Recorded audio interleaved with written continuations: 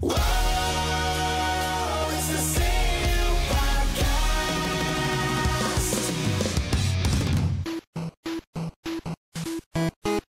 Welcome, everyone, to a completely unnecessary podcast for Tuesday, March 26th, springtime, flowers, 2019. Pat's in a place this morning. That's Ian Ferguson. I'm right here. I'm Pat Contry. Boy, do we have a podcast for you We this sure week. do. Ian, what are we talking about? Oh, we're going to talk about some stuff. We're going to talk about perhaps 2 different Switch models coming this year, Apple Arcade, an all-digital Xbox One console, GameStop news. Zack Snyder make it back into the podcast. Oh, yeah, Zack Snyder's made it back in, and we'll do a little Q&A here. We've got a Patreon poll and a scumbag seller. Yeah, of the week. Week. Do you like springtime, Ian? I do. It's nice. Love is in the air. Do some cleaning. What else is associated I with prefer fall. yes, fall is the best, but not in San Diego. There's no fall here. Right, but back east. A good fall lets you know that it's time to sit down for the winter. I'm going to plant an oak tree up front just so I can get leaves. There you go. Fall. I'm going to do that. But Wait 80 years. Spring is nice, except for like when spring wants me to be more active than I want to be.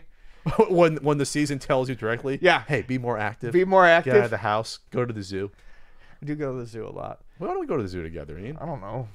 We don't do a lot of We things can hold together. hands. We can watch the hold leopards. hands.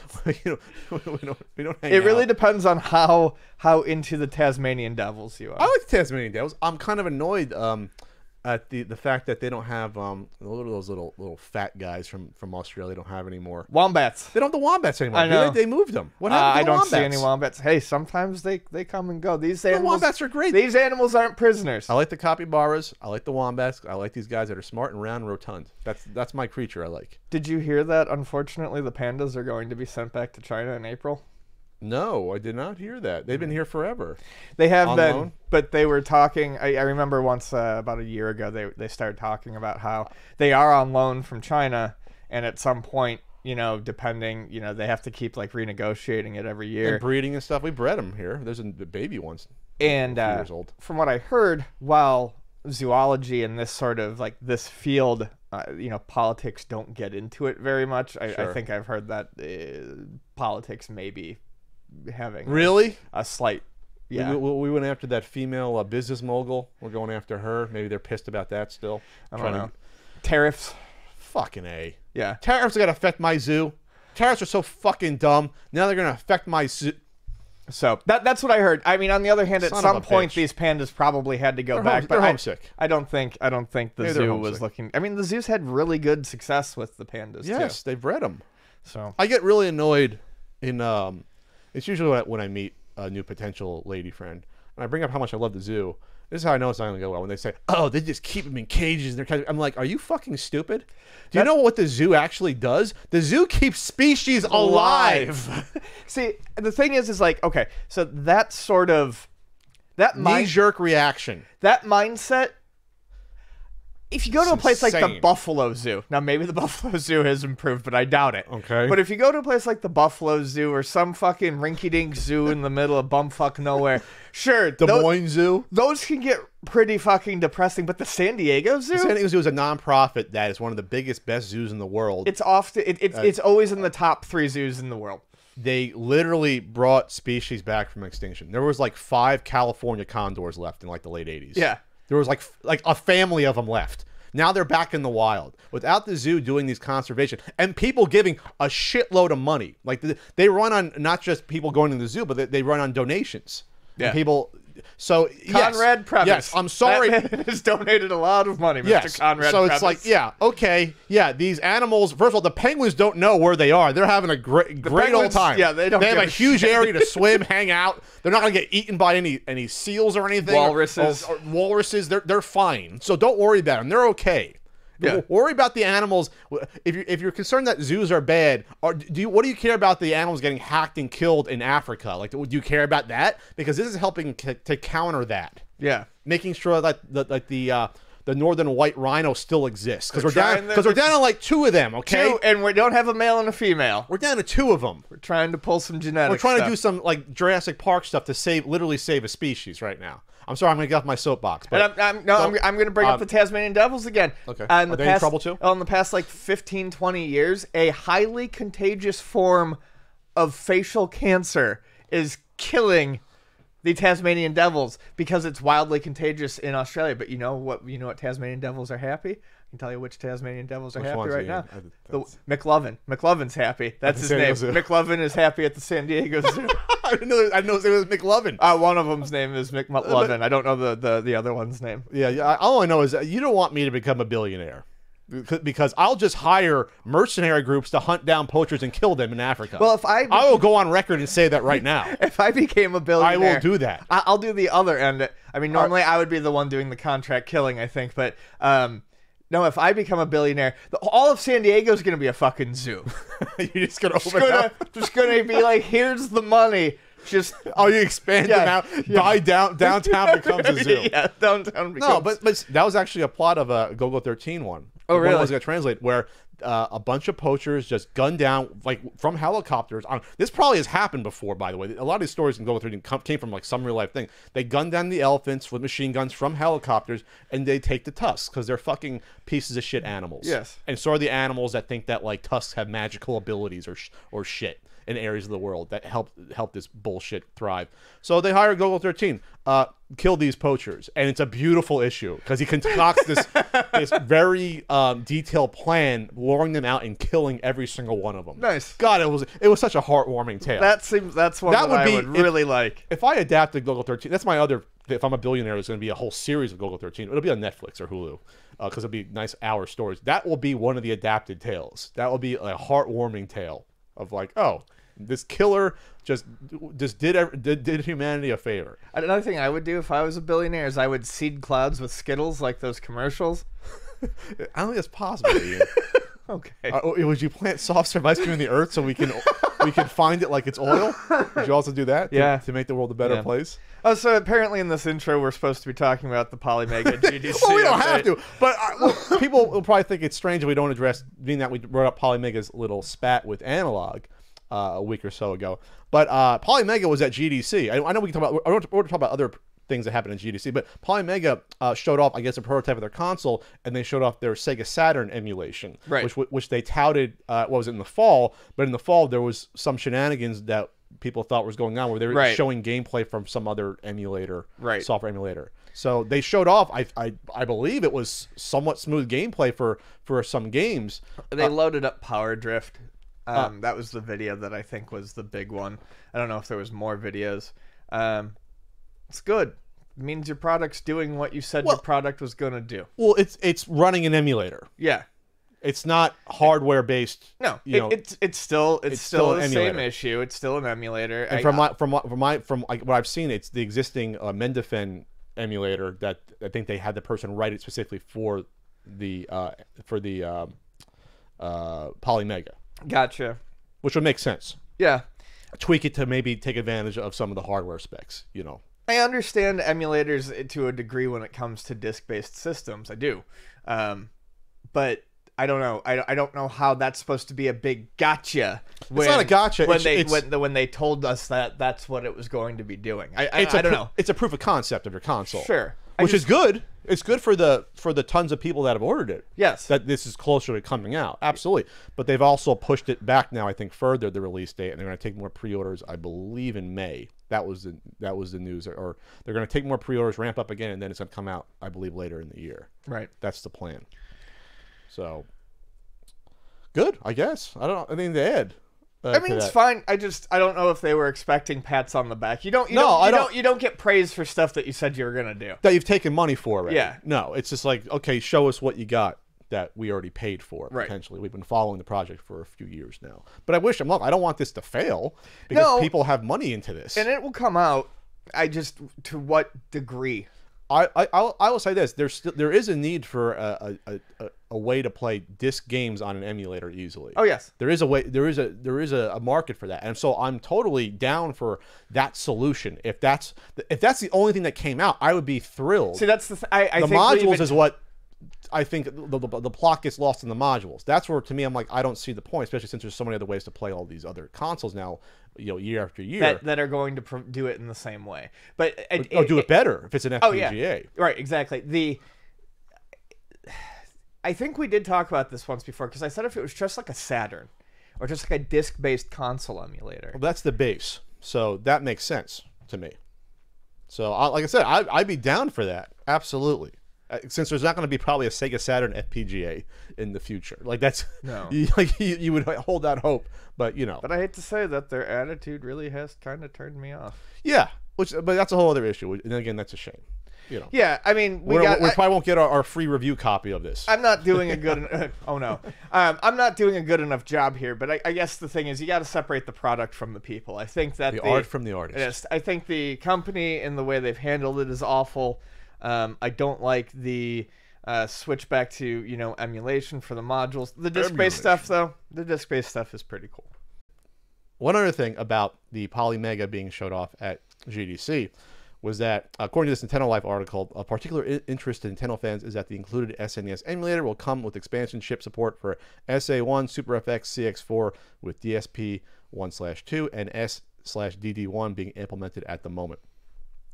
So, as far as I know, these are all the chips, the add-on chips for stuff, like Star Fox and Doom.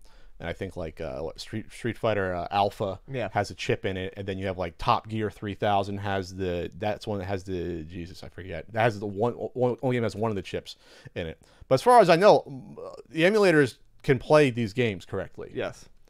So what you're really saying is the emulator that we're using, that we got licensed, that exists already in the computer world onto our emulation box, is also doing what it's supposed to be doing. Right. Am I reading that right? Yes. What is the difference with this? I have no idea. I don't see what the advantage would be. Obviously, it's on your TV, but I mean, like, what they're not touting anything that doesn't, I think, exist. I get what you're saying. Yes, the advantage is obviously okay. Great, on this console, I don't have to worry about certain games not playing, like certain older NOAC, clone consoles, but.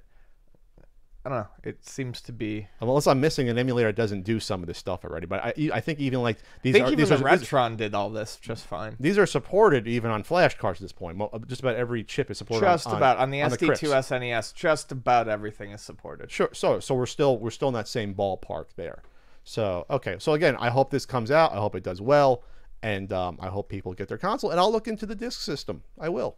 All right. Ian. Patrick. So another big news coming out, not necessarily associated with GDC, but we've heard the rumblings of Nintendo having a new Switch console coming out this year. We've heard that for like almost a year now, that was a possibility, and it's not a shock just because if you consider this a handheld, Nintendo always puts out iterations of their handheld. But now we're getting the news that there could be two new Switch consoles, and it actually makes the most sense, I think. Based on what we've talked about in the past. Mm-hmm. So what they're looking to do is they would make a smaller, cheaper, portable model, which is something we've talked about. We all thought that perhaps, well, you and I did at least, we've discussed how that would make sense. That would kind of fill the hole in their portable market. And that would probably sell well, especially if everything is one piece, it'd be able to sell for cheaper. But then they are saying, because I think that's where the rumors kind of left off the last time we talked about this earlier in the year, was that it might be a smaller one.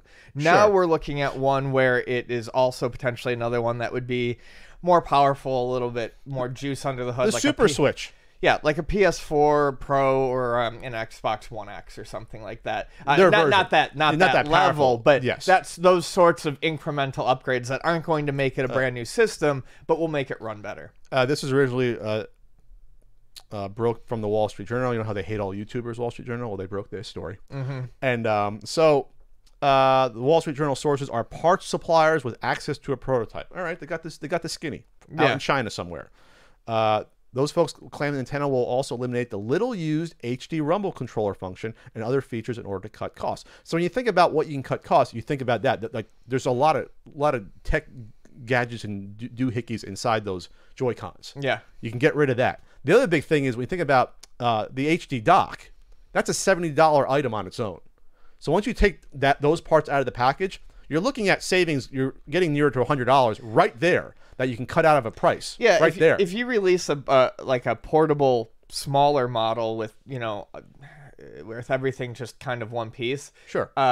Or hell, you can even make it still dockable, but you don't need to include the dock. That's what I'm saying. Yeah, that's exactly where I was going to go. Was you don't include the dock because that's not really the person who's buying its main focus. And if they want a dock later, they can buy it. Or if they already own one from the original, so you don't need two Sure. docks. No, very little people are going to use two different docks. I'm just wondering if the dimensions would add up.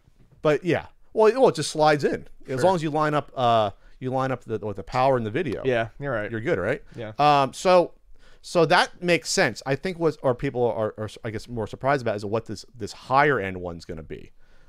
How is this going to work? Is this going to I don't think it's going to make the other ones obsolete, but this opens up the door to better ports, to better AAA titles.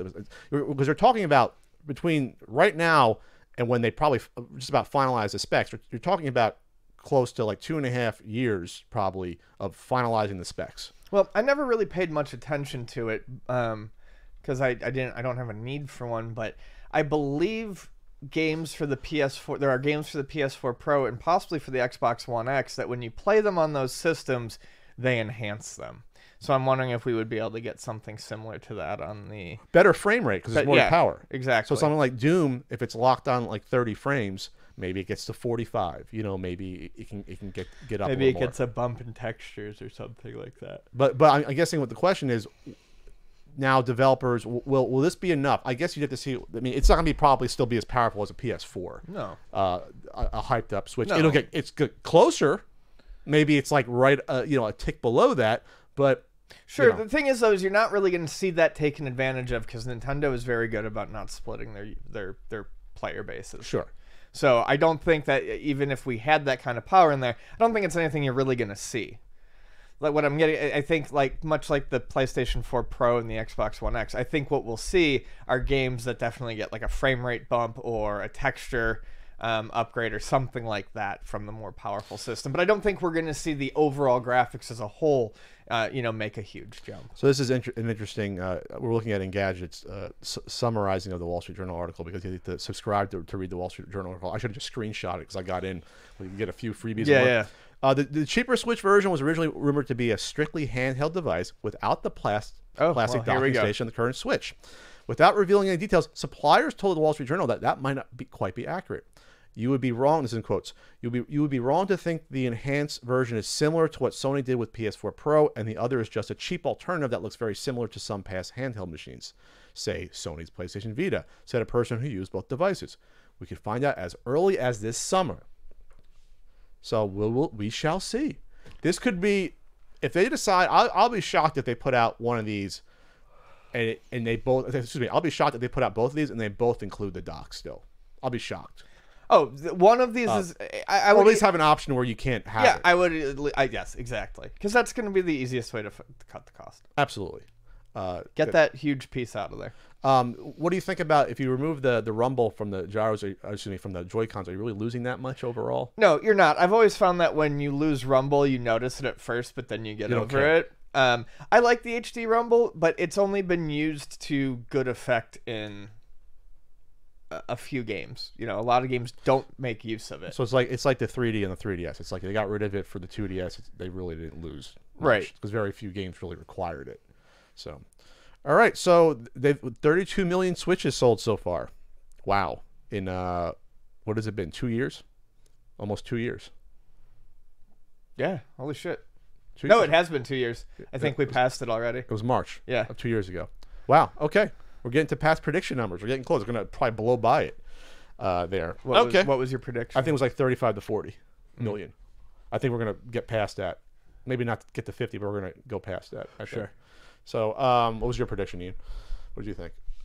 I was thinking 35, 30. Okay. Yeah. Same ballpark? I mean, I want more than that, but I'm just thinking what I thought hedging my bets. I thought what was reasonable based upon the 3DS sales, based upon the Switch, the Wii U sales and the Wii sales. I thought somewhere in between all that magic, there was a number around 35 to 40. That's what I thought.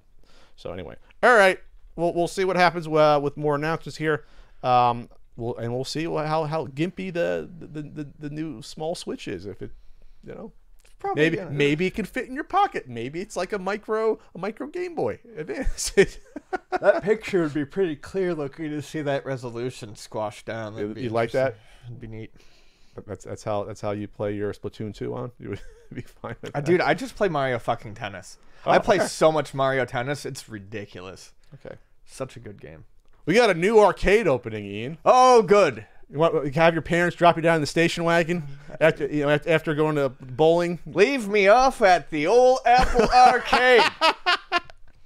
So the Apple Arcade is going to be it's a streaming service that Apple's doing, another gaming streaming service. Announced at GDC. Announced at GDC. Was it?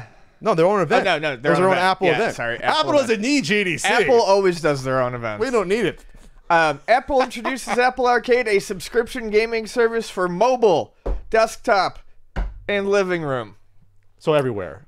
So basically what this is going to give you is for a subscription fee a month, you're going to get curated select Apple games for free. With a subscription. With the subscription, yeah.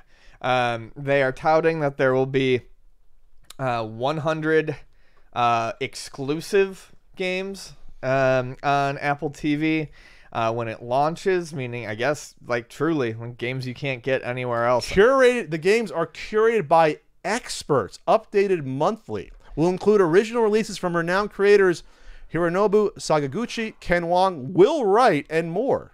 Yeah, if you look at this, so Hironobu Sakaguchi, that would be Mistwalker.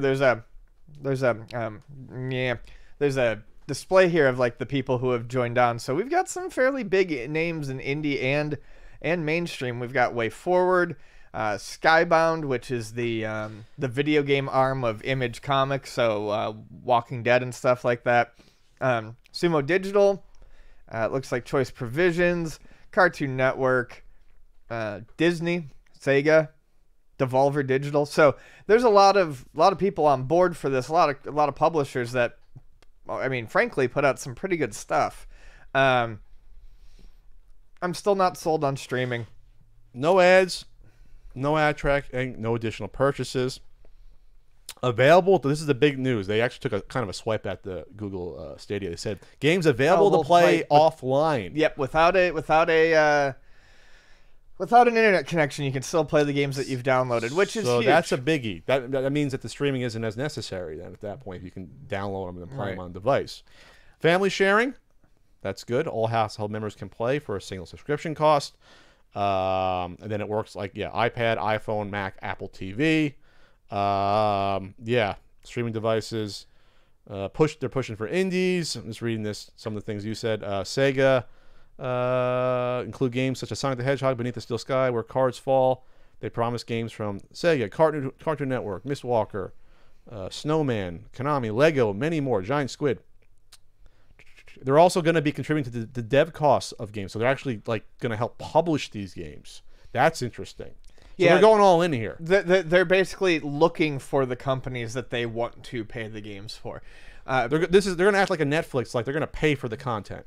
This could be hard for. I've been reading some rumblings, and I agree that this could be difficult. This could make it difficult for smaller, unknown developers to make a splash on the App Store, though. Because if you're smaller and unknown, Apple's not going to go looking for you to make your game. And if you get this arcade service and it takes off, people are going to be browsing through the pay-to-play games a lot less. So basically, I mean, it's... Nintendo is picking essentially who you get to see and who you don't get to see at this point. And I feel like that's going to be disastrous for some... Or not Nintendo, Apple. Okay. And I feel like that's going to be disastrous for some indie devs. Sure, because if people are paying... And we don't know what this is going to cost. Right. So if people are saying to themselves, well, I'm paying, we'll say $20 a month or $25 a month or 30. I'm not going to... Yeah, you're right. I'm not going to pay $5 for a game. I'm just going to see what's in my in my library. 9 times out of 10, you're only gonna, the average person isn't gonna seek that out. They're just gonna play what Apple throws at them. And if Apple makes this cheap enough a month, which I wouldn't be surprised if they did. I don't know how cheap they can make this. If they're going to be paying out to develop some of these games. Well, we'll see. But I think if you've got it at $15 to $20 a month, I feel like that is. that will really hurt. This is their gambit. Their gambit is that, well, there's like 1 billion people that have a smartphone at this point. It's like a chunk of the world has a smartphone. So they're thinking, well, if we get most of them to sign up, that's a ton of money for us. Sure. But I don't know if that's the way this stuff plays out. You're casting a very wide net at people that may not be into it. Maybe they like buying their little apps. Maybe you have some loyalty to the small developers. When you go in the App Store, you see what's popular. You know, what did I say? Bubble Cat Soup. You want to play Bubble Cat? By the way, someone told me there is a Bubble Cat game that exists. It's like I think it's like a Bust a Move clone with cats or something. Anyway, so I was just making a joke. Bubble Cat Soup. Anyway, so this to me is interesting. I think this is actually more interesting if you're someone on the go a lot versus I don't see a lot of people playing this on a TV at home. I think this is like if I'm traveling a lot, or I just want a whole library, or maybe I'm too lazy to see what's in the App Store's popping. Maybe I want it to be curated. Maybe I don't want to buy garbage. I don't think this is as bad of an idea as Stadia by any You like means. this better? Because these games, once you eliminate the need for an internet connection, it's fine. You're not. Well, it's a lot easier also to have the technology for a mobile type game versus a AAA game with our internet connection. And while I don't play a lot of mobile games, my mobile game playing exists of Scrabble. You don't need a T1 line to Right. stream Scrabble. But I mean, there are a lot of people. So I'm just saying, like, I have no issue with mobile games. I just don't play a ton of them. But lots of people do. I mean, that's a market that we oftentimes forget about and act like, it's. I don't know. Some people act like it's not an important market. But anyway, it's the end of the world. It's the end of the world. But it's playing mobile games. I would be interested in seeing what a more casual mobile-based gamer would think if they read it and they're like I want to know what their reaction would be to the pitch. Sure. Because if they fuck around on their phone a lot on the bus or whatever, I mean, it might seem reasonable. I don't know. I see this as geared towards, upper middle class sort of person that, they don't care. This is an extra service. They'll be traveling or at a business expo. Sure. It's a little convenient to have all these games ready to go for you. Yeah, someone perhaps a little bit more adult than us who I'm an adult. I have a mortgage. I have debt, so I guess we're both adults. Or everyone has debt. Yeah. But I could see this being the person who, doesn't have a game console, and this is going to be enough for them. This is a different market entirely than Google Stadia. Yes. As well. That's going to be obviously towards console Google gamers. Stadia is trying to go for console gamers with games that don't really yet fit streaming properly. Mobile games, hell, even if it did rely on streaming, you'd probably be fine. Absolutely. It's horsepower in the phone. I mean, it still could bring us to the moon versus what was in the 60s. But, it's not the same as Red Dead 2 for sure. All right, I think this is going to be interesting. I'm going to predict this is not going to be cheaper than $20 a month. I don't see I think it's going to be $30 a month. I just don't see the way they can keep the cost down on this. I think 30 and pay off all these devs. I think 30 is the right number if you're going to be paying off devs. I don't think it has much of a chance if it's more than 20. That's my take. So maybe 25 they can try to hit. Yeah, I think 30 is reasonable. Like, don't get me wrong. I get it. I just think 20 is I think that's the price they need to shoot for. We're going to get into the subscription game wars soon. Apple also announced their Apple TV Plus, which is basically like their Hulu with all original content. They already have a bunch of. I saw the trailer. There's like 12 to 15 show movies ready to go that they've been producing behind the scenes with like real actors. Jason Momoa was in one. Steve Carell was in one. So like they're making a play at this. Great. So get out your credit card, everyone. $500 a month to stream entertainment, games, movies, TV shows. We're hitting it. You're gonna wish for you're not gonna wish for Comcast again. Remember when cable was expensive? Well, that's where we're gonna be at. There's gonna be a lot more choice, but you're gonna have to pay out if you want everything. But no one has time to watch everything anyway. I'm watching Unsolved Mysteries on Amazon Prime. That's That's all I got time for. That's Vonnie and I. Vonnie and I are almost on season 6. Yeah. All right, Ian. We have more news on. God, we've just got so much fiery news today. So much fiery news. Modern gaming news. Oh my God. It's like we're fucking reviewing tech in the USA. Xbox One S all digital console launching in May. I think we saw this coming. I think not just Pat and I, but we've discussed it. I think obviously other people. Well, it was saw rumored, this. right? Was it? I thought it was rumored. I mean, no. I just think maybe it was. So it's a discless Xbox One, all digital gaming, all the time. So it's your Xbox One S. It's the S model, the small one. And the rumor is plenty of rumors. See, now it's being rumored. Now there's rumors from the rumors. We've known that. Okay, I guess it's been for a few weeks. I mean, we talked about this like a year ago. This is a possibility. So codename Maverick. Top Gun 2 comes out. Yeah. It's pretty. No, this year or next year? It was codename Maverick. It's likely to be called the Xbox One S All Digital Edition when it comes out. I think it makes sense. It does. There is a brand of person out there who doesn't need it. You buy one of these, you buy the Xbox All Access Pass or whatever the hell they're like Their subscription. They have like a special subscription one that, from what I've heard, is pretty good in terms of what it gives you. You buy you buy that pass, you buy this, and I think that this sets Game up Pass is called. Game Pass. And I think this sets you up. This sets up any person who doesn't always have to have the latest game. It's not. I with something like Game Pass, I don't feel bad about the fleeting nature, perhaps, of the digital, because you're buying a service, you're not buying a game. I want to know what the price of this system is going to be. If this can come out at the this can come out at 150 new, I think they might actually move some of them. The latest console from Microsoft is likely to sit in the Xbox One range. This means there's no Blu-ray drive. Instead, the gaming experience will be digital only. When is it out? Might be revealed in April 2019. Available to buy May 7th. Oh, really? How much will it cost? Details from Windows Central suggest it's going to have the lowest price point of the current Xbox lineup, which makes sense. You have less no shit. doohickeys in it. Yeah. Why not? So okay. So you're saying this is going to be for, obviously, what you need a hard drive to download. Well, yeah. Everything. So I mean, and also with so much of their content now being on PC, this really is kind of they're phrasing it differently, but this is different. This is essentially a set-top PC box. I mean, to a degree, you're going to be getting a lot of that stuff. Or that's how it's going to operate at the very least. So you need, obviously, if you want to download all the AAA games, you need a good connection, or you'll be waiting there for a week and a half still. Yeah. So if you want to play Red Dead 2 on this, buy it from the store. I don't know what my connection is, but I download pretty quickly. Yeah, we live in San Diego. We're good. Sure. But we updated your internet for the marathon a couple of years ago.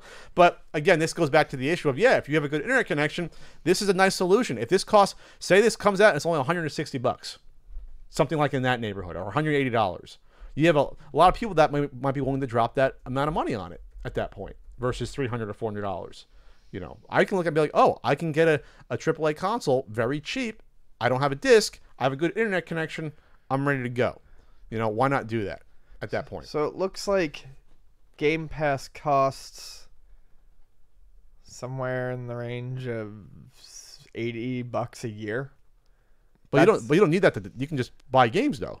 Yeah, I'm just saying. But if you buy, I mean, $80 a year, you pay a little bit more than one. You're game. saying that's your entry fee is this console to get the Game Pass. Well, so you buy this, you buy Game Pass, set, and you have potentially. You have a lot of games. Yeah, exactly. Okay. I'm thinking about if I want to play Red Dead 2, this is my cheapest way to do it. Yeah. Out of all the PS4s and Xbox Ones, this will be the cheapest way to do it. Except for you've got a PS4 sitting in your living room.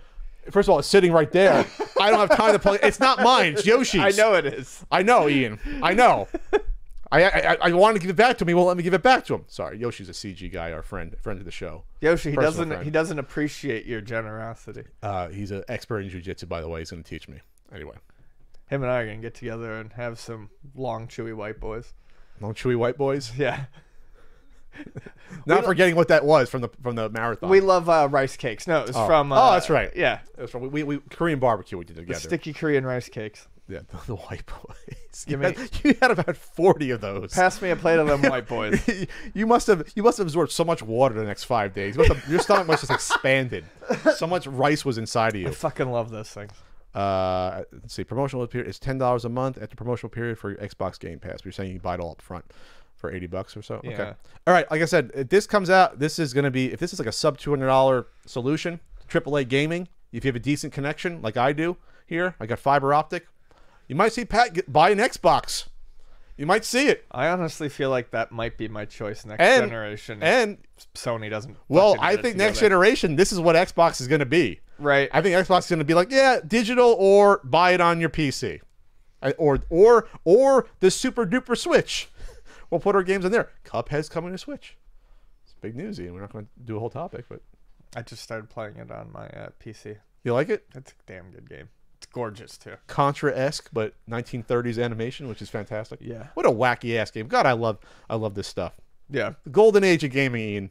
All right, so anything else to add on the discless, be careful how you say that, discless Xbox One all digital? No, nothing else to add. I will. I'll swoop. I'll swoop in here to discuss that Konami has some collections coming to various game platforms this Digital summer. collections? So we're going to get a Castlevania collection, and that's going to contain Castlevania 2. Well, this is the 50th anniversary of Konami. Yeah. That's the big news here. Right. Castlevania 2, Belmont's Revenge, Castlevania 3, Dracula's Curse, Super Castlevania 4, and 4 currently unannounced games. Well, since they've been ported to death, I'm also going to guess that Symphony of the Night and Rondo of Blood will be on there. I have no idea what the other two will be. Why would they leave those off? Yeah, it makes sense. The other two, though, not so sure. And then for the Contra anniversary, we've got Contra, Super C, Contra 3, The Alien Wars, and 4 currently unannounced games. Contra Hardcore better be one of them. Like Super Contra, that's the arcade version of Super C, correct? Is that what that is? That has to be. I don't know. 4 currently unannounced games. Well, you're gonna get the Hardcore probably. Yeah, Hardcore I love. What's the first one that came out on PlayStation? I don't remember. Neo. There was also Shattered Soldier was the good one on PS2. When you click on these collections select your region. What am I getting here? What are you showing me? Birth date? I gotta put my birth date in to look at a Contra collection? Seriously? 1931. Anyways, the last one though that's coming out, and it's the Konami Arcade Classics collection. Super Contra is the arcade version. So you're getting the arcade version of these as well. Okay. So Haunted Castle, Typhoon, Nemesis, which is Gradius, Vulcan Venture, Gradius 2, Twinbee, Scramble, Thundercross, and Life Force. Wait a second. According to this, the NES Contra is not announced yet. It's the arcade one. Oh, yeah. Okay, so They better put the NES one on here. yeah, They better fucking do that, or this is a no go. So this is where these collections start to fall apart. When you look at the arcade classics one, Haunted Castle, Typhoon, Gradius 2, Life Force, Thundercross, That non-Castlevania game, Haunted Castle. Scramble, and Twinbee. Why is it on the Castlevania collection? Um, I guess you're right. It's not a Castlevania game. so these are all the Arcade Archives PS4 releases. So there's rebundling it digitally. That's what I'm gathering here, at least Okay. for the arcade one. They're just rebundling it digitally. This is not going to have, I don't believe, the same sort of presentation as... What a weird selection. It's just kind of what's out there. It feels like to me they're just throwing it out there. Scrambles to throw it out included? there. I mean, sure. But it doesn't... Yeah, these appear to be more of a cheap cash-in by bundling stuff that's already been put out and then reselling it again. I might as well call this one the shooter collection, because most of the games are shooters. All but one of them are. For 1999 euros, that's probably like, what, 30 US, thereabouts? Pat math, about 25, I think. Yeah. I mean, that's decent, because I think most of these... If you want these, most of these arcade classics are $7.99 a piece, so you're saving money. But it's I don't know. It's I don't like it. it. This arcade pack sucks balls. Yeah, I'm sorry. It's questionable. That's a questionable one. Go back to the Contra one. It's a no-go if you don't have Contra NES on this. It's a no-go. Well, I imagine that they have to be working some of the NES games in because there is no Castlevania 2, Belmont's Revenge, Castlevania, or Dracula's Curse in the arcade. You know, those are all obviously the home versions. I'm just looking at what they announced so far. Oh, I know. And it's only the arcade Contra. Yeah, that's how. That's Both Super Cs are on there.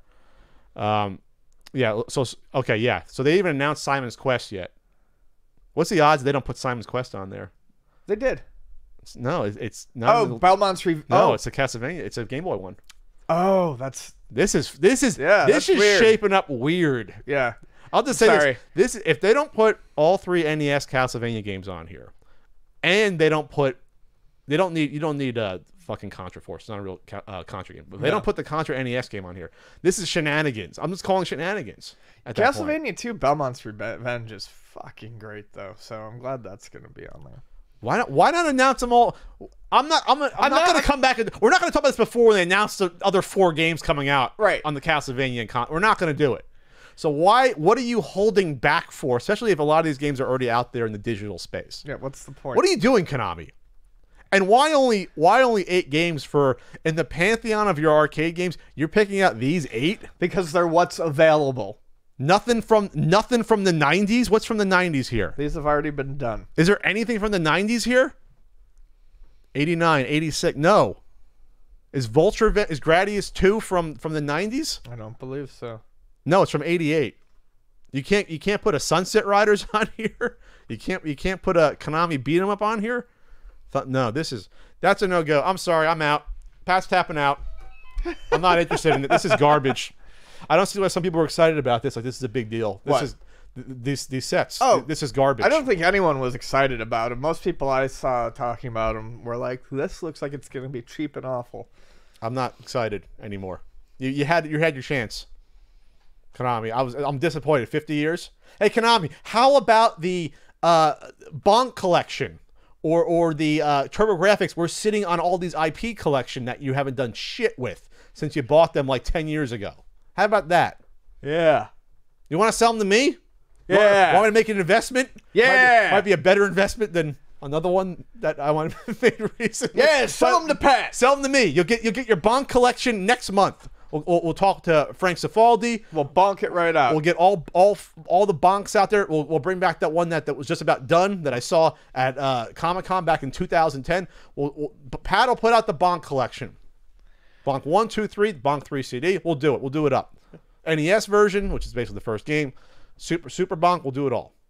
Proud to be partnering with Robinhood. Robinhood is an investing app that lets you buy, sell stocks, ETFs, options, and cryptos all commission free. While other brokerages charge up to $10 for every trade, Robinhood doesn't charge any commission fees at all, so you can trade stocks and keep all of your profits. Plus, there is no account minimum deposit needed to get started, so you can start investing at any level. The simple, intuitive design of Robinhood makes investing easy for newcomers and experts alike. View easy-to-understand charts and market data and place a trade in just 4 taps on your smartphone. You can also view stock collections, such as 100 most popular. With Robinhood, you can learn how to invest in the market as you build your portfolio, discover new stocks, track your favorite campaigns, track your favorite companies, and get custom notifications for price movements so you never miss the right moment to invest. Robinhood is giving listeners of the CU podcast a free stock like Apple, Ford, or Sprint to help you build your portfolio. Sign up at cupodcast.robinhood.com. All right, so let's move on to this GameStop news. Okay. We're skipping the FDA anti-smoking game? I just don't care. You don't care. Kids, don't fucking smoke. All right, back to it. You don't have to pay Ninja millions of dollars to play your FDA anti-smoking game to get your message out of FDA. Well, you know, this is the Battle Royale podcast, but it wasn't a Battle Royale game. Anyway, okay. In news from GameStop. So GameStop almost had a sale go through, and then it got kiboshed. And then the people that were looking to buy, GameStop hired someone specifically to find a buyer. It's always a good shape your business in when you have to hire someone to find the buyer for you. Yeah, if you need to buy a hype man, that's buy a hype. There you go.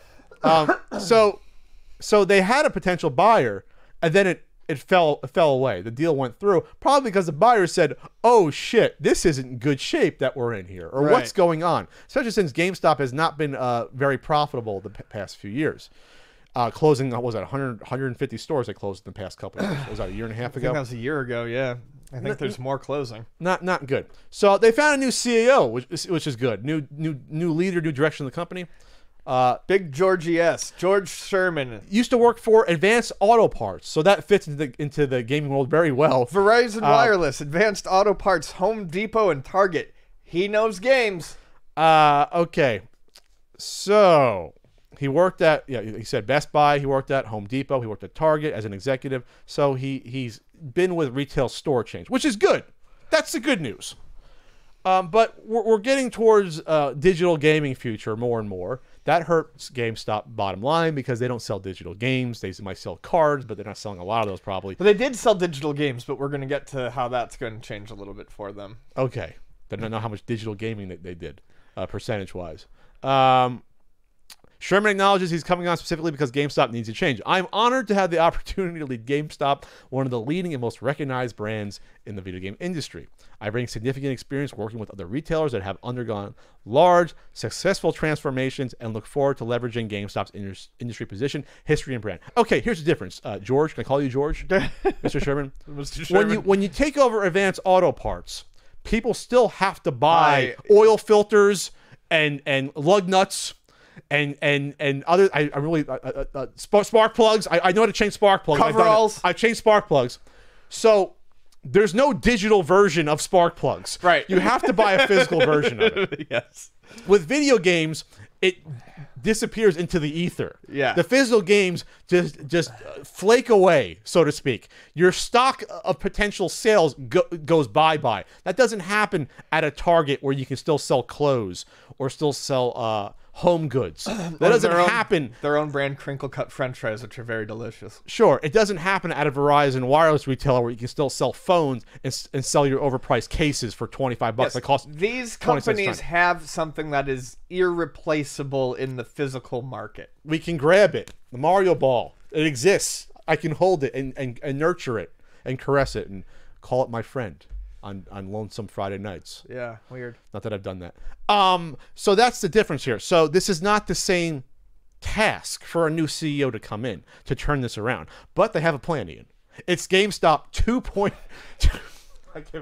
GameStop 2.0. Like Matt Hardy, version 1. GameStop 2.0. Oh, yeah. I can't remember how. God, I miss Matt Hardy version 1. Yep. It was great. Okay.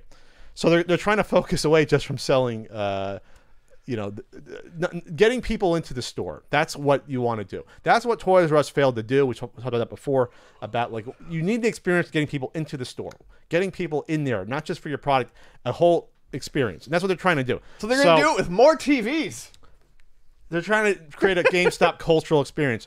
That sounds awful. New kinds of stores and more membership programs. I do not want a cultural experience from my video game store. Expect a variation on PowerUp Rewards that provides better trade-in and pre-owned game prices. Well, that'll cut into your bottom line, though. So that's your gambit. You're getting more stock. You need more pre-owned games to come in because that's where you make your money. And this is where I saw it, too. This is where the problem lies. And we keep up on their prices and stuff at Luna. They're doing poorly, but over time they have been slowly bumping up their used prices. A little bit on what they would give for it. And we're not talking a lot, but a little like 10% more.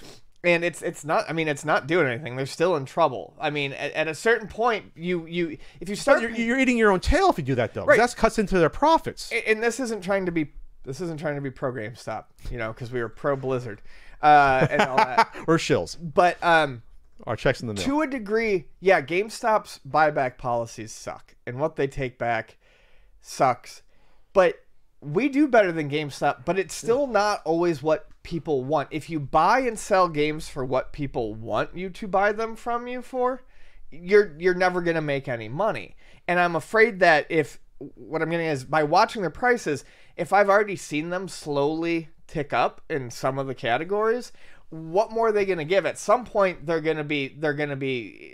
They can't double it. They'll give themselves life for another 2 years, but it's going to end up killing it's going to kill the business in the long run. I don't think that's going to happen. I don't think they're going to raise prices to such an extent that people are going to go furrow inside their closet to find their old Xbox 360 games to trade them in. I don't think that's going to happen. I think what they're I'm just saying is if they're spending more money to get games... Did I say furrow? Burrow. if they're spending more money to get physical games in and they can't sell them, or they're selling them at such a small profit margin, it's not going to help you. The digital wave is here. This is not. This is what the finger in the dam. You know, finger in the dike. That this is going to stop the wave coming. That's what this is. This is what's funny about this to me, about different types of stores. How much different can your GameStop be? Well, so different types of stores, and also like more programs. No one wants more programs in their stores. The fact that outright it said that. Where the hell was that line? You're gonna love this. You're gonna love this. You love the corporate speak. I know you like the corporate speak. Oh God, no! This article is so hard. The team has already done extensive strategic work to identify and pursue new customer-centric opportunities that will further expand the culture of gaming in new and exciting ways. I love gaming culture. I look forward to leading our associates and believe that we have a tremendous opportunity in front of us to continue to fuel the passion of gamers around the world. Can I call you George? Yes, George, George. you know you're not going to turn around, buddy. You know this is. You know you're getting a nice salary, and when this gets sold, you're going to get a nice payout. Or if it goes bankrupt, you're going to get a nice payout. That's what's going to happen here. Can I call you George? George, okay. I saw this happen with another company called Blockbuster. Yep. And while it wasn't digital directly, it was a Netflix disc mailing service that put them under very quickly. They were only a year and a half behind, or 2 years behind Netflix, and that was it. Because I did market research at one point looking into this stuff. So Blockbuster had grandiose ideas, Ian. Yes, you know what one of it was? New store types. Right. They wanted to create entertainment like locations with like kids could come and play in like a ball pit or have rides and things. And not only were they terrible ideas, the amount of capital you need in order to get this stuff going is probably more than you want to look at. Yeah, you can put more TVs in your store, but isn't that then just going back to what Funkoland did? Like, you want to show off the video games in your store? Like, you want to actually have people play the games in the store. Like, yeah, you have demo units, but that was what Funkoland was cool, is that, yeah, you could see all the games playing, you can play them yourself.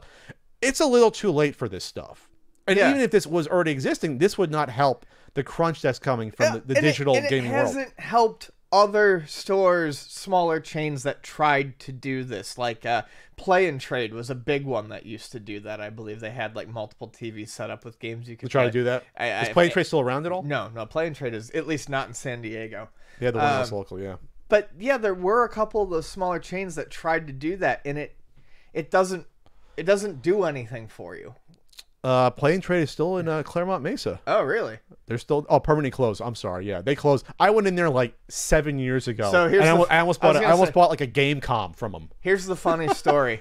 They bribed people with free pizza to vote for them for the Video Game Store Wars in San Diego for the best retailer, the A10 award or whatever. Wow. We won it 4 years in a row. 4 years in a row. Then they advertised, come down, get a slice of pizza, vote. So you had to you go get your slice of pizza if you voted for them. They won it that year, proceeded to go out of business 2 months later, and then they never did that award again.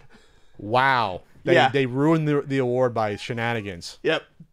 Free pizza. All I'm going to say is this. I'm not disparaging this individual, but the guy that used to work at that Play and Trade, I used to see him at the flea market all the time while it was open, then afterwards picking up stuff to sell. Not just game stuff. I don't know if it was stuff for the store. I don't know if it was a franchise location, but it was just interesting to see that.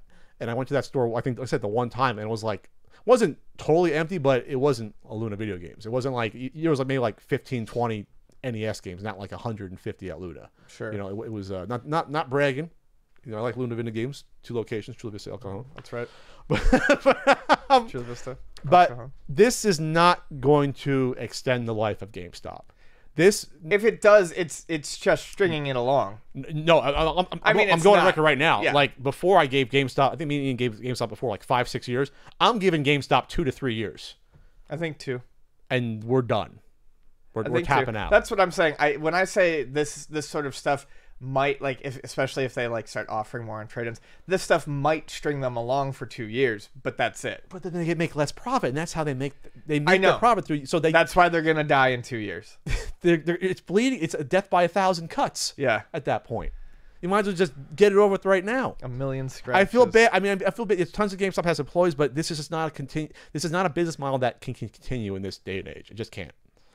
Or in very few locations where they just cut down all, like Radio Shack. There's still Radio Shack stores here and there, but they close like 90% of them. And they sell cell phones.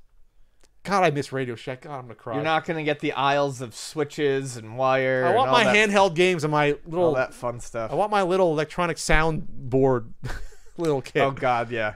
That was advertised. All right. Anything else to add? No. No. All right, George. George, give us a call. We can try to help you through this, but there's not a lot of options here. Ian, you know that we tried it. Pulls us back in. He pulls us back in. We thought we were out. Zack Snyder pulls us back in. Zack Snyder is the #1 fucking edgelord. The original, maybe. The guy's got to be in his original mid to late edgelord. 40s. I mean, I don't know why he's not wearing like a spiked collar in this fucking this image, and like a shirt with a dead fetus on it. Is that his shirt? I don't know. That just seems like a thing an edgelord would do.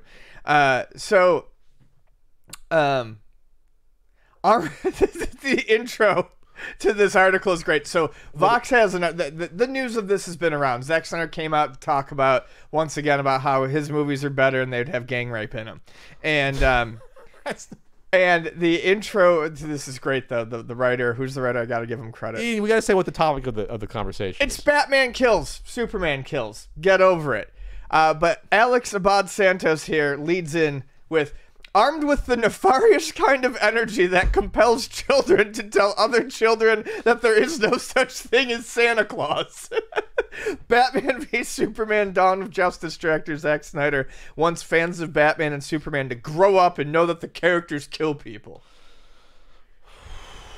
Zack Snyder, by the way, is 52 years old. 52. Happy birthday. He's had 53. He's had a birthday March 1st. Happy birthday, Zack Snyder. Looks good for 53. He's in shape. The tagline here, Batman v Superman director Zack Snyder doesn't think a non-lethal Batman could exist in real life. No shit! A lethal Batman couldn't exist in real life, you dumb fucking... Any Batman couldn't exist because it's Batman.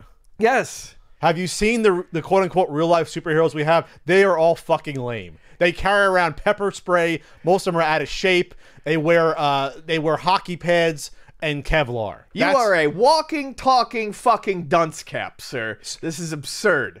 It's fantasy, Mr. Snyder. It's fantasy. Someone says to me, Ben Affleck's Batman killed the guy. I'm like, fuck, really?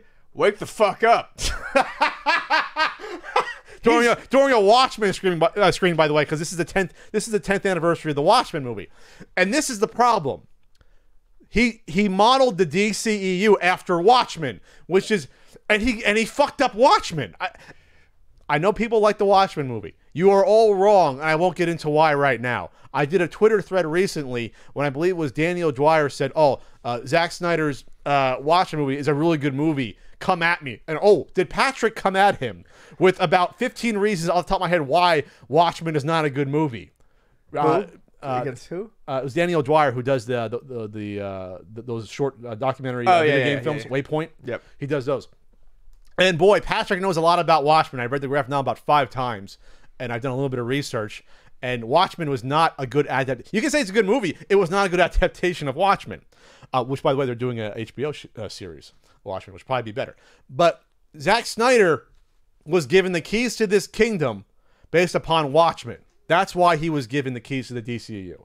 That's why the DCU is in fucking shambles right now, and why they have to do these soft reboots when the DCU has only existed for about 4 years. Can I just please explain how this man makes me dislike him more every time I read?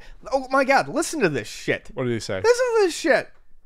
Then he explained how Watchmen, his 2009 film, is about the gritty reality of superheroes. Hold on. But it wasn't. Hold on. So he talks about Watchmen, and then he says, once you've lost your virginity to this fucking movie, and then you come and say to me something about, like, my superhero wouldn't do that. I'm like, are you serious? I'm like, down the fucking road on that. And then... Oh my God. Okay, and then hold on. No. It's a cool point of view to be like, my heroes are still innocent. My heroes didn't fucking lie to America. My heroes didn't embezzle money from their corporations. What? My heroes didn't commit any atrocities. That's cool, but you're living in a fucking dream world. Yeah, it's called fiction. It's called fiction. What? It's a comic book. It's a fantasy. Oh my god, this dude sucks hemorrhoids for lunch. We're not reading Tom Clancy or Robert Ludlum. I'm not. It's a comic book, Mr. Snyder. It's fantasy. people That's don't- the definition of it. People don't go to comic book movies to see reality. We see idealistic versions of heroes that we aspire to be. We see parables of things that play upon real life. It's not real life. There are other movies that can do that, yes, but that is not why comic books exist. Holy fucking shit. Sometimes we want an optimistic view of the world. Sometimes there's a reason why I go to the gym, and almost every time you go to the gym, you see a person of every race, creed with a Captain America shirt, because it's idealism. We aspire to be like Captain America. That's why I will cry in the movie theaters if he dies, because we aspire to be something greater than ourselves. That's why we read. That's why we read Superman or even Batman. Holy shit! I gotta spill this out to the guy that ran the fucking DCEU. Warner Brothers, this is your fucking fault. And this is what I want to get back to. Once you've lost your virginity to this fucking movie, probably referencing Watchmen, the reason why Watchmen is regarded as one of the best graphic novels of all time, it's a deconstruction of superhero tropes and stories. It's a deconstruction. That is supposed to be outside of the norm of the other superhero tales that we were used to for the 60 years of 50 years of superhero tales that existed before that. The fact that he does not understand and get that still. Holy shit. Watchmen was not a model for other superhero movies to follow. It was supposed to be the one that shocked you because it was that different. It was not supposed to be the basis for your Superman and Batman movies. Right. This is insane that we see this in black and white, what we always thought and what other people postulated about this. He just doesn't get it. He just doesn't fucking get it. He wants his superhero movies to be his personal prison rape-filled superhero That's movies. fine, but don't do it with don't do Superman it- and Batman. Yeah. Then. Make up your own. He's gross. This is Warner Brothers' fault. Like, they should be fucking thrown off a cliff.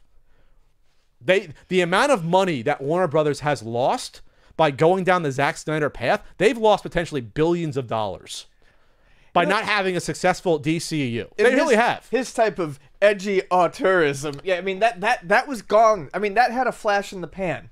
That fucking grimdark, everything has to be miserable thing. It's not even that popular anymore. So they ruined the Superman franchise. Batman is gotten rebooted. Affleck's out. The only ones that have been any success, somehow Suicide Squad made money, but they're soft rebooting that even.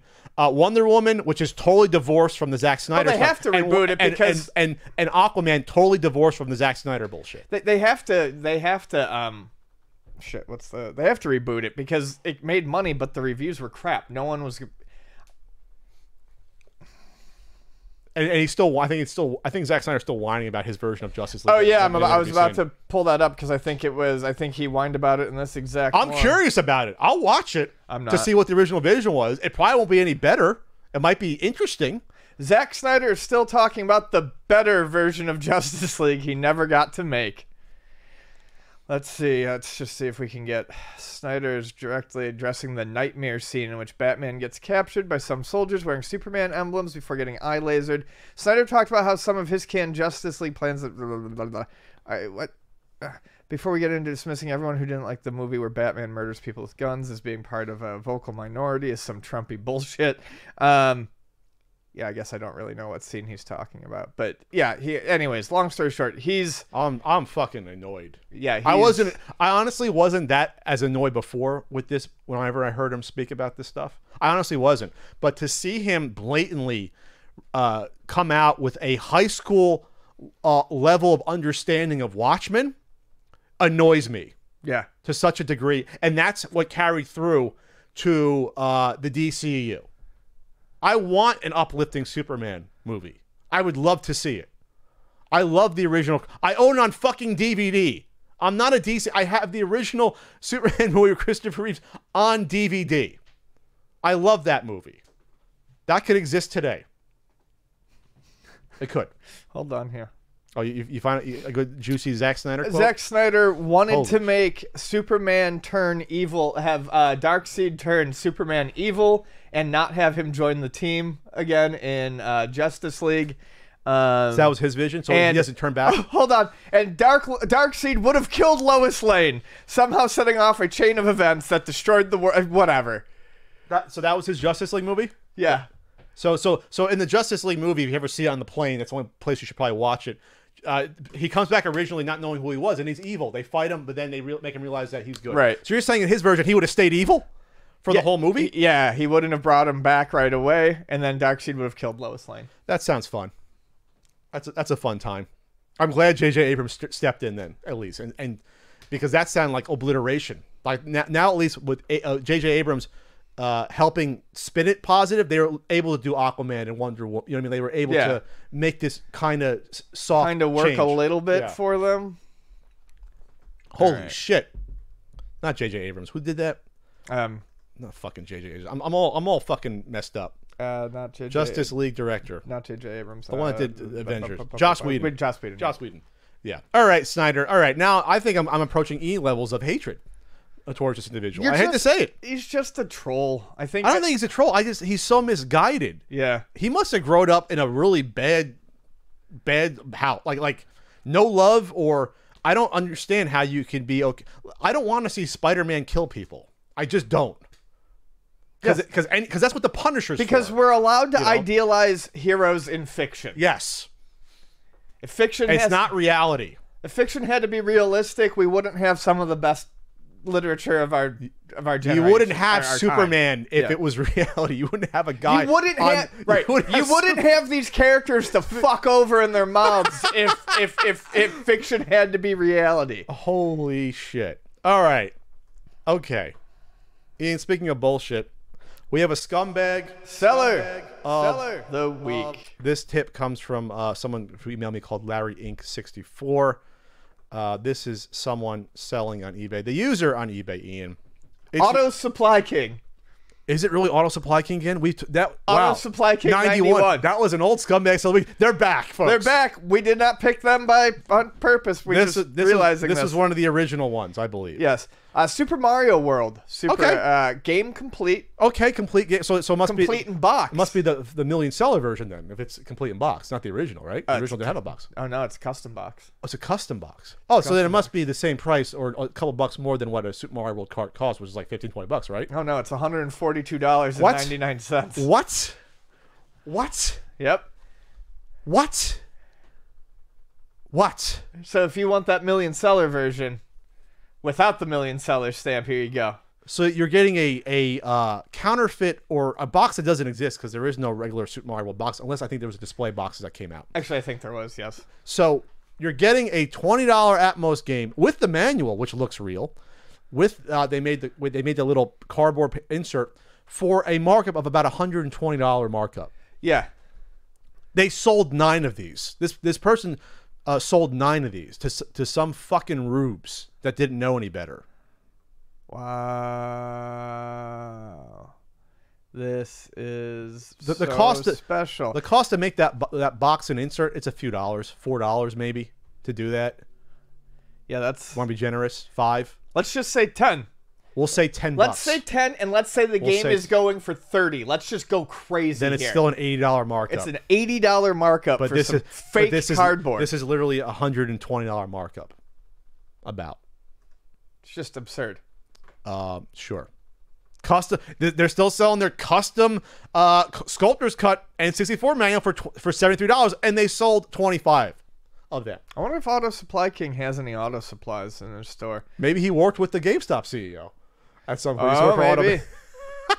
No, there's a airbag for a Corolla from 2004 to 2008. He has 599 listings. Oh yeah, you're right. He's got an oxygen sensor for a Toyota. And how does he get into the world of counterfeit stuff, like a Splatterhouse 2 manual that's $49 sold? Fucking custom instruction manual for Clay Fighter Sculptor's Cut. $73. He's still selling that custom Power Blade manual. That's what we originally got him for. And how much does he want for that? Like what is it? $70, $65. Whoo-hoo. People are buying them. People are buying the custom Mike Tyson's Punch Out box for $50. Assholes are buying them. It's their fault too. They're buying their Mega Man 7 custom manual for $55. Oh boy. They're selling their Mega Man 1 custom NES manual, their Snatcher custom. It's counterfeit. It's not custom. Custom would be spray painting a cool flame design on my car, Auto Supply King. That's a custom design. It's brand new. It's different. This is counterfeit. Holy shit. I'm sorry. I'm still annoyed from the Zack Snyder thing. Oh, that's fine. Wild Guns. You've got a lot of reasons to be annoyed today. Oh, I think so, Ian. Wow. Okay, we'll get into that. Panzer Dragoon Saga custom manual. But it takes the cake. This is, I think, the first time I'm seeing a real game packaged with a counterfeit, doesn't really exist box for $120 more than what it would cost just buying the manual and Super Mario World alone. Holy shit. What does a Super Mario World in the million seller actually cost? Million seller box actually cost? I'm going to look that up. Not much. What does it actually cost? You can also, by the way, if you want to do this bullshit counterfeit box, another seller has it for $65. Really? Yes. The box? Well, the box with the game. So like the same counterfeit box, another seller has it. And they've sold 57 of them. So you are idiots out there buying these counterfeit boxes. I'm just saying you are. You're dumb. You're dumb. It's just insane to do it for that markup. Find someone to create it for you for cheaper then. Or the artwork's online. You can probably find the services. I'm not saying if you want to buy it, a counterfeit box, go for it. Just don't pay someone the pleasure of doing it that doesn't deserve it. What does the million seller one go for? Do I own that? I should get that one. I don't think it goes for a lot. I can't find one for sale online. Maybe they must be hard to find. Because at that point, everyone had it, the regular one. Can't find it. Anyway, all right. Okay, so thanks. This is like getting into the Hall of Fame twice. Auto Supply King 91, is it, Ian? I just closed them down. That's good. Well, you're the scumbag seller of the week. All right, Ian, there's no Tales from the Game Store this time out. No Tales from the Game Store this week, but we have a Patreon. We do have a Patreon. Our Patreon is at patreon.com/CU podcast. You can go there and pay us some money, and you'll don't. First of all, that's not how it's phrased, Ian. You patronize. You can patronize us. Yes, you support us, not pay us money. They're not walking in and giving us dollar bills with the money. You really are the worst at promoting your own Patreon, Ian. I'm going on record saying that. It's like you don't want to be successful. I do. That's why you can go and we can have a hangout on a weekend once a month. Yes, I write. And the whole video version. This is an audio podcast out there in YouTube land. I know on YouTube you don't like watching things or listening to things outside of YouTube, but you can listen to the podcast. That's right. On Podbean, Stitcher, iTunes, Google Play Store. All right, so this is our podcast poll. This is the worst result ever. 1% got, should pro sports leagues shun players who play Fortnite? No one cares about Battle Royale, apparently, on the podcast, at least on the Patreon, folks. Second place, 28%. Hanging in there. What would a CU podcast movie look like? And at first place, Ian, 70%. This is going to be one of the biggest landslides ever. What, in quotes, what forgotten retro game would be considered a classic if Nintendo had published it? That's a good suggestion. It's not exactly forgotten, or maybe it just doesn't seem forgotten because I play this stuff a lot. But I think Bonk would have been, if Bonk had the exposure and the push of an NES title, I think Bonk would have been a lot more popular. You think that would have been overshadowed just by Super Mario franchise? There's room for another I think franchise. There could have been room for there's enough differences. There's enough difference. I mean, Nintendo's got a handful of platforming series, so I think that's one that I've always thought never really got its Day in the Sun. It's Day in the Sun because of that. Shiny Ball, Day in the Sun. Also, perhaps the Wonder Boy games could have been the more RPG-ish ones. I don't know about those. They're not really Nintendo-esque. Yeah, you're right. I mean, obviously anything with Nintendo published would have got more exposure. I don't know. I don't think that would have broken out still to the extent. That's fair. versus a bonk. Yeah, if you put bonk on Nintendo, an issue Nintendo Power. Yeah, I think Yeah. Bonk. I mean, Bonk. I've thought similarly to this along these lines before. And Bonk is always one that I feel like could have gotten way more recognition and way more playtime by people if Nintendo or or even Sega had put it out. You know who's not giving bonk recognition? Konami's not giving bonk recognition. That's right. Because they're sitting on Bonk's face and not doing anything with them. I need you to take it down just a notch here. You're getting. What? You're getting. Am I agitated? You're agitated. Yes. This is like an Ian agitation from years past. How the level I'm at right now. I feel like I'm going to see spikes just start jutting from your face. No, it's fine. I'm okay. It's good to have a lively Pat on the podcast every now and then for various reasons. I'm not hyper. Okay. Pat's going to try to hone in on something Nintendo could have successfully published that would have bolstered the game that might have been a quote unquote hidden gem. Let's check a certain NES guide app. I'll explode over that as well. What's a game that might have been forgotten that still is a good game necessarily that could have got more shine on the NES? Let's look through some of these. How about we talked about they did if Nintendo put out RBI Baseball, that would have blew up even more. Now it's such a Nintendo cute looking game. Imagine that. Like if original baseball is a tech demo basically. It doesn't. But if they put out like an RBI Baseball as a franchise, that would be huge. RBI Baseball, if that hadn't been Namco but had been, or if they just published it. Yeah, if they published it, that would have been huge, gigantic. Yeah, I don't know. That's a good one. Me and Ian were postulating about a black box basketball game while Ian was high a few nights ago. Yeah, it was great. And I might go out of my way. That's something I could invest in. A black box ice hockey-esque basketball NES game. We've got ideas, but we're not giving them to you. We're not giving it to you. We're just putting it out there. But we have our own. We have it in our text. We're just going to screenshot it. Yeah. We'll do a Google Doc. We're going to do it because that's the only major sport Nintendo did not do a game for. I know. They did volleyball, for God's sake. And I think golf. I think our idea is pretty good. Pretty. Someone's going to steal it now and put it out. Pretty good. I'm trying to think. It really has to be what's like a lost sort of game that really didn't get its due. Is there any even on the Super Nintendo you can think that could have been a lot better? Joe and Mac, would that have been a thing if Nintendo published Joe and Mac? Or no, that's pretty much what it is. It's like above average, but not right. A fantastic game. I would look more at like games from other consoles. That's why I looked at like Bonk. Sega. Who knows? I believe the person who asked us the question said Kid Chameleon. I could see that. Alex Kidd. I don't know. People have this love for Alex Kidd. That first one, that Miracle World is rough. I'm sorry. I like Alex Kidd. Whether you like it or not, that definitely had a larger chance of sticking around if Nintendo had done it, and probably would have been. They had a few games. It was on. They had no games. It stuck around for the Master System. There's like one Genesis game, and that's it. Yeah, well, they turned him back to like a boy from a monkey kid. Like they changed his look. It's really weird. Alex Kidd is weird. But you think Kid Chameleon, would that be a one? I think Kid Chameleon. I think I played that game once in my life, to be honest. Kid Chameleon, Alex Kidd, Bonk. I mean, honestly, any of the mascots, the attempted mascots of other companies. Would Crash have been bigger? Well, Crash was still Crash big. is big. Would Aero Acrobat have been bigger? How's Kid Chameleon? Oh, it looks a cute game. You've never played Kid Chameleon? Dude, I did not have a Genesis. I was playing Moonwalker and NHL with my friend on the Genesis and like X-Men and Sonic every now and then. I don't think he had Kid Chameleon. 110 levels or some shit like 110 levels? Yeah. Under $50. How about Pitfall Harry? Would he even bigger? Nintendo put him out. Super Pitfall? Do you like Super Pitfall? No, it's a bad game. Okay. I don't know what it got in the NES. Certain SNES guy, but I gotta see what that got. No, Super Pitfall's the NES one.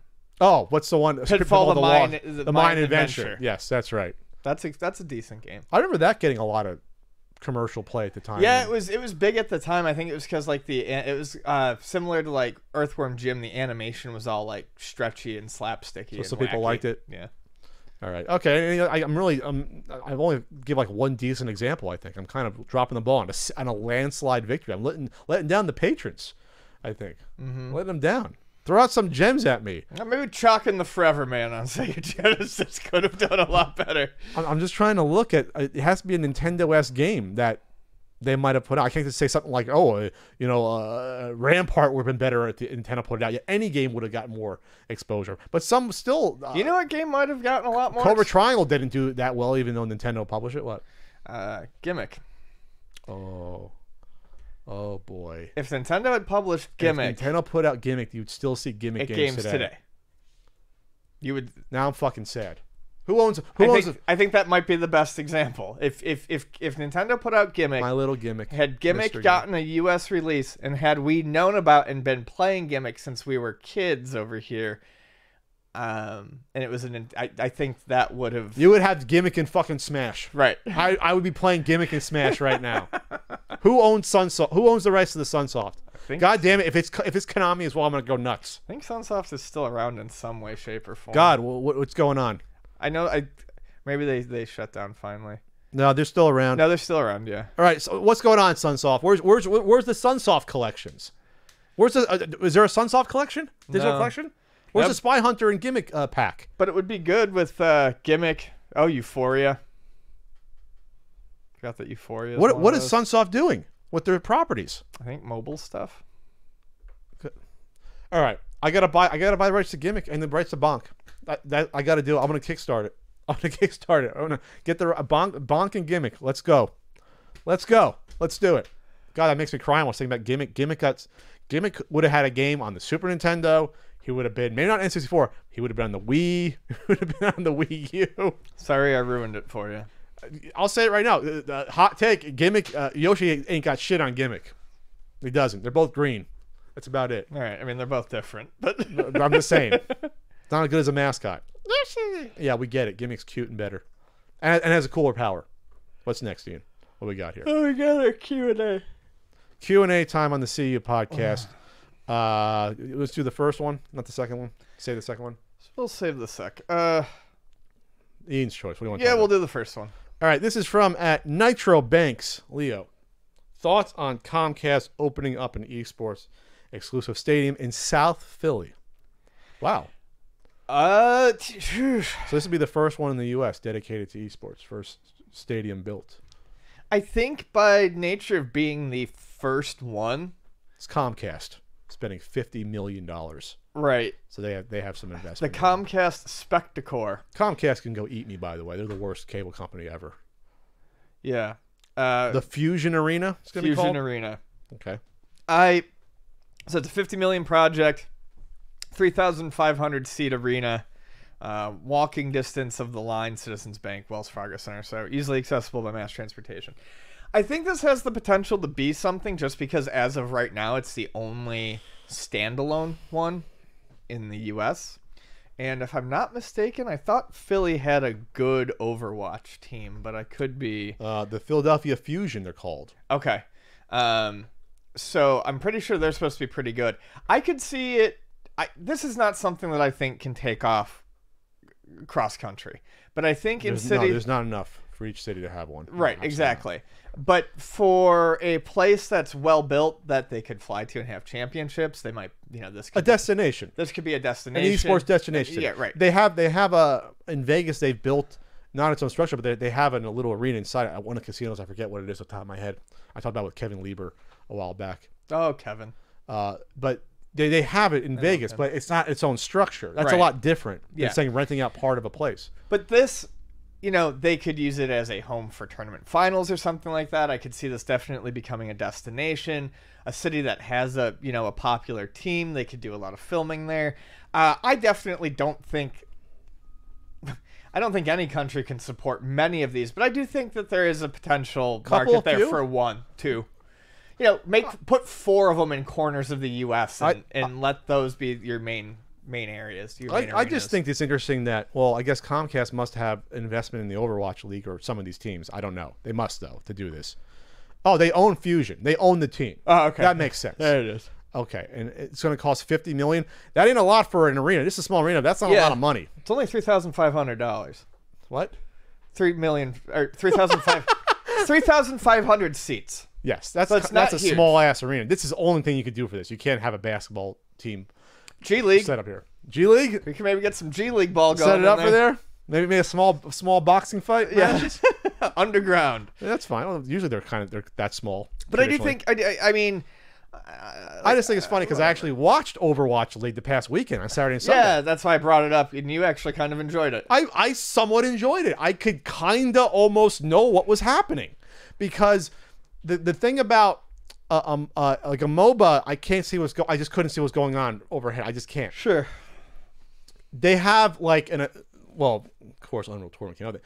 In Overwatch League, they have like a assault type level where you have an objective, like push the tank or whatever to the objective. Yeah.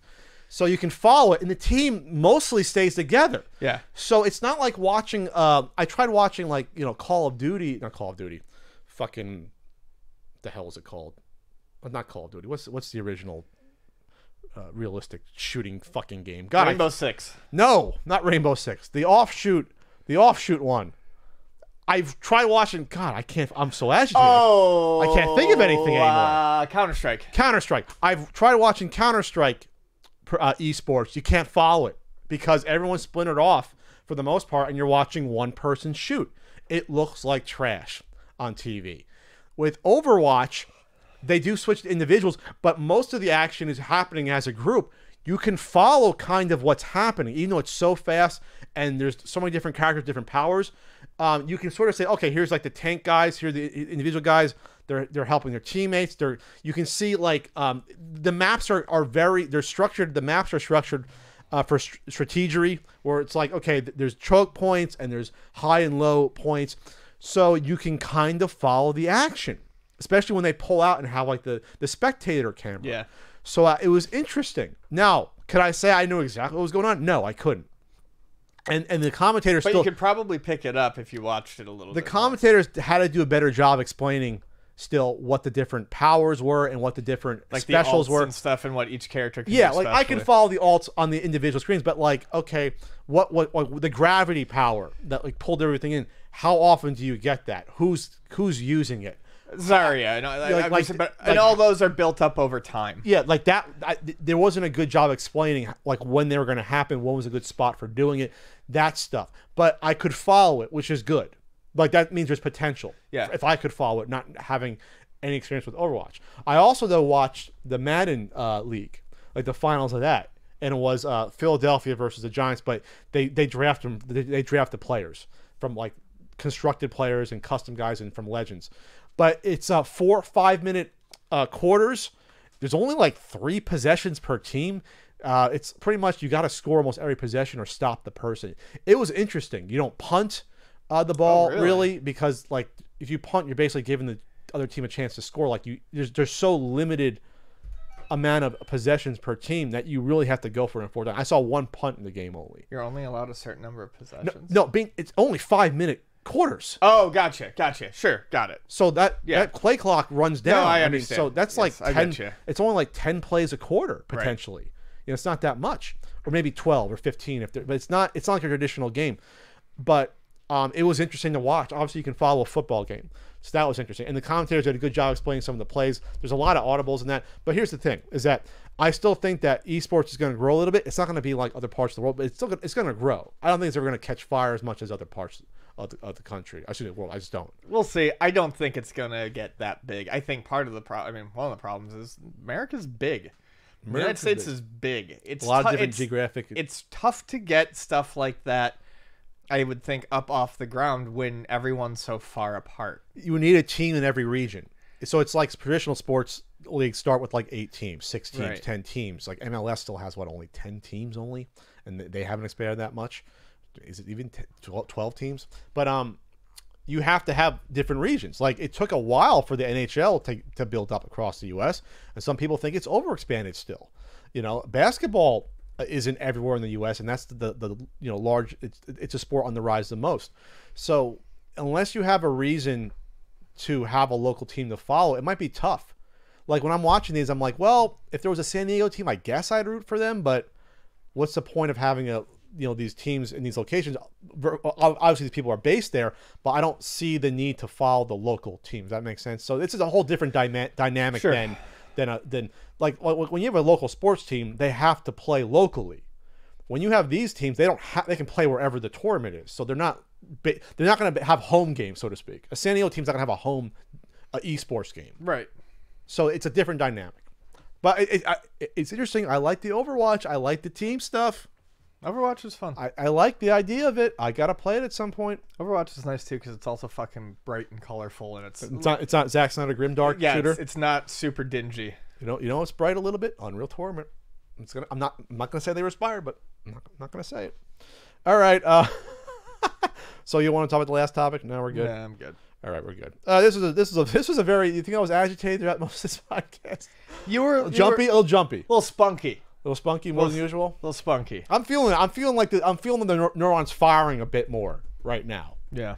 I feel very inspired by stuff going on. I won't talk about in the podcast. We have anything coming up? No, we don't. We don't have any appearances coming up. I'm happy about that this year. Less appearances. Well, we might be going to 2 and back to back. We'll see. Yeah. We'll see. Well, one back for me and 1 for you. You, Okay. yeah. We'll see about that later in the year. This is not a what am I doing here? A little insect finger motion. You can still pre-order a certain Super Nintendo guidebook at ultimatesnes.com. I'm finishing up the 3rd print version of a certain NES guidebook. 60 reviews rewritten. Ian helped out. Mm-hmm. Ian's gonna get some Pat cash for the help there. Oh yeah. You're like, oh yeah, it wasn't just a favor.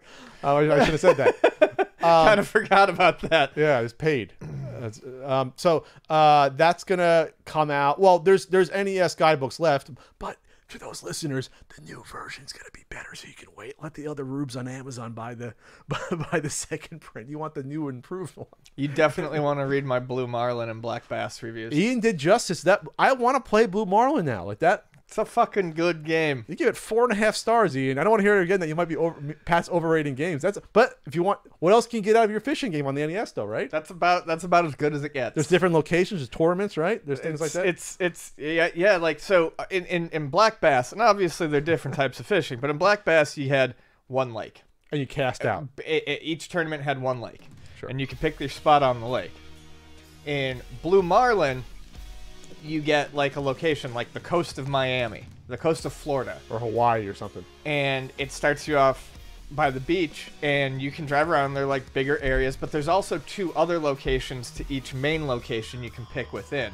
So overall, I think there's like 9 different locations to fish. And you sail around until you get a bite, right? And then Basically, you drag the line behind you, and the game's clever. Like when you see seagulls flying around, if you troll behind the seagulls, like marlin will appear. Wow. And stuff like Some that. detail. Yeah, the game's got. And it seemed like the dynamic of actually reeling the fish was fun too. Oh yeah, it is. It is. Once Strength, you you have learn a strength meter. Yeah, you kind of hold that. So basically, like the best way to do it is to tire the fish out. So you hold down B to reel them in, or A, and then you do like a pumping motion. You press down, and your fisherman leans back, and then your reeling gets really fast for a while after that. And you can shake the fish around. And So it's timing and knowing when to let go a little bit. Yeah, exactly. So the line doesn't snap. So it's like real fishing, which I can't stand, but this sounds fun. No, I can't stand real fishing either, but fishing games. Get it? Real fishing? R-E-E-L. Yeah.